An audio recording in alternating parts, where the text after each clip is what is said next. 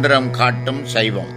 சைவ சமயத்தின் முழுமுதற் கடவுள் சிவபெருமான் என்பதையும், சிவ சம்பந்தமுடையது சைவம் என்பதையும், சைவம் சிவனுடன் சம்பந்தமாகுதல், சைவம் தனி அறிந்தே சிவம் சாருதல், சைவம் சிவன் தன்னை சாராமல் நீங்குதல், சைவம் சிவானந்தம் சாயுச்சியமே எனும் மந்திரம் சொல்கிறது.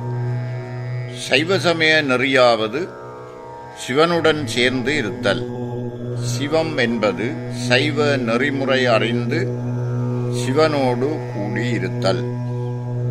சைவம் என்பது சிவப்பரம்பொருளோடு தாம் ஒன்றி கலந்து இருக்கிறோம் என்ற உணர்வுமற்று அந்த நினைப்பையும் விட்டு ஒளிந்து இருத்தல். இப்படி சிவத்தோடு சிவமாக கலந்து சிவ சிந்தனையில் சிவானந்தம் பெற்று பரம்பொருளோடு இரண்டரக் கலந்து நிற்றலே சாயுச்சிய நிலை அடைதலாம். அது மட்டுமல்லாமல் பாச ஞானத்தில் அழுந்தும் ஆன்மா எப்படி பசுஞானம் பெற்று பின் பதிஞானம் சித்திக்க சாயுச்சிய முத்தி பெறுகிறது எனும் சைவ சித்தாந்த செம்பொருளையும் இம்மந்திரம் திட்டத் தெளிவாக சொல்வதை காண முடியும். முழுமுதற் கடவுள் சிவபெருமான் என்பதையும், இவ்விடத்தில் அவனை பணிந்தால் பணிபவர் உள்ளத்தை கோயிலாக கொள்வான் என்பதையும் பின்வரும் மந்திரம் உணர்த்துகிறது. நாடும் நகரமும் நல் திருக்கோயிலும் தேடித் திரிந்து சிவபெருமானென்று பாடுமின், பாடி பணிமின், பணிந்தபின் கூடிய நெஞ்சத்து கோயிலாக் கொள்வனே. நாடு நகரங்கள் எல்லாம் நல் திரு கோயில்கள் இருக்கின்ற இடங்கள் என்று தேடிப்போய் அங்கெல்லாம் இருக்கின்ற சிவபரம்பொருளை கண்டு சிவபெருமானே என்று பணிந்து போற்றி பாடுங்கள். பாடி பரவி வணங்கி நில்லுங்கள்.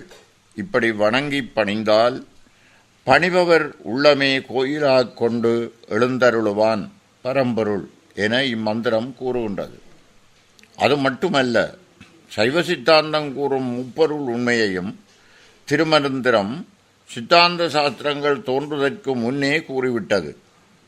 முப்பொருள்கள் பதி பசு பாசம் என்னும் மூன்று, அவை மூன்றும் அனாதியான உள்பொருள் என்பதை பதி பசு பாசம் எனப்பகர் மூன்றில் பதியினைப் போல் பசு பாசம் அனாதி, பதியினை சென்றணுகா பசு பாசம், பதி அணுகில் பசு பாசம் நிலாவே என்கிறது மந்திரம்.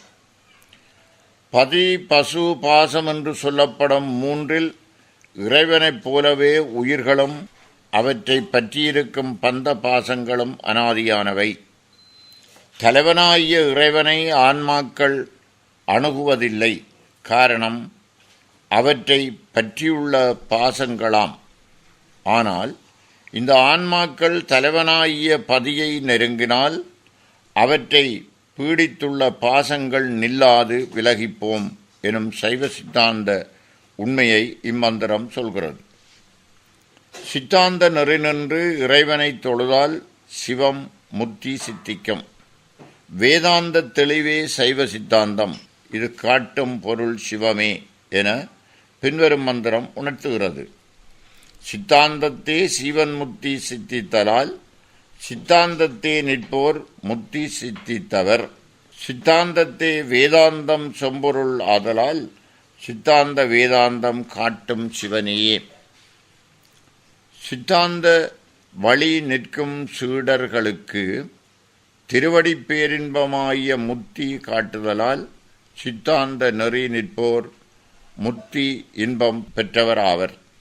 சித்தாந்தம் வேதாந்தம் என்ற இந்த இரண்டும் உயர்ந்த பரம்பொருளாகிய சிவத்தை பற்றியதாதலால் சித்தாந்தம் வேதாந்தம் என்னும் இரண்டுமே சுட்டுவது சிவனின் காட்சியையே எனும் இம்மந்திரம் கருத்து மிக உயர்வானதாகும். இக்கலியுகத்தில் சைவம் சிவநெறி என்றும் சைவ சித்தாந்தம் என்றும் சிவபெருமான் என்றும் சொல்லுவதற்கு கூச்சப்படுபவர்களையும் நமது சமயத்தின் பெயர் எது என தெரியாது தடுமாறுபவர்களையும் பரவலாக காண்கிறோம். இவர்கள் திருமூலரின் திருமந்திரத்தை படிப்பார்களே ஆனால் தம் அறியாமையை புரிந்து தெளிவு பெறுவர். சைவத்தை அறிய மிகத் தொன்மையான ஆழமான அகலமான நுண்ணிய கருத்துக்களஞ்சியமாயுள்ள திருமந்திரத்தை படித்து வாழ்வின் பயனை பெறுவோம்.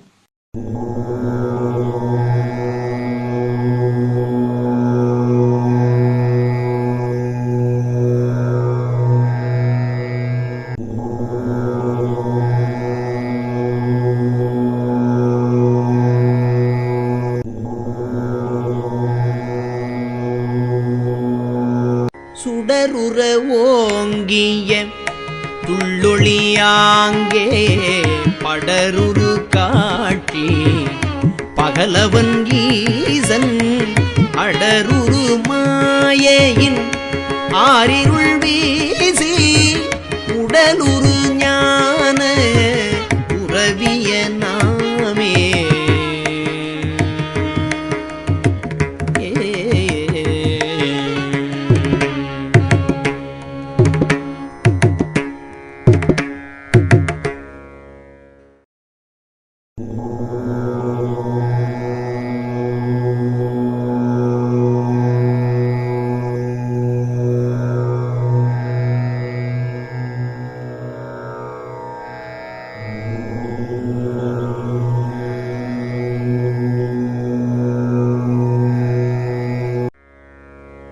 ஒளி பவள திருமேனி வெண்ணீற்றன்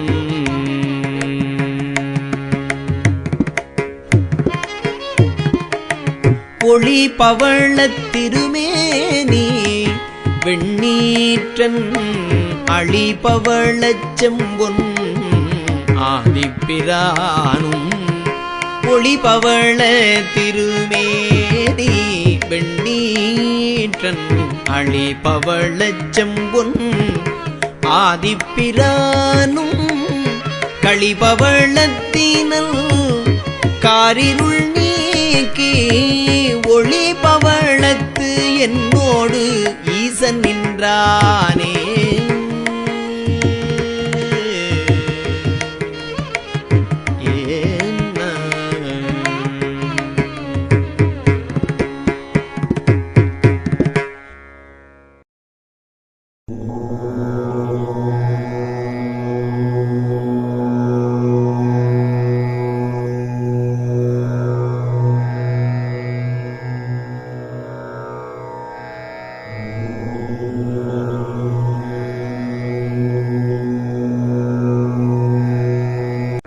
ஈசன் நின்றான் இமையோர்கள் நின்றார் நின்ற தேசம் ஒன்றின்றி திகைத்தழைக்கின்றனர் பாசம் ஒன்றாக பழவினை பற்றுற பாசம் ஒன்றாக பழவினை பற்றுற வாசம் ஒன்றாமலர் போன்றது தானே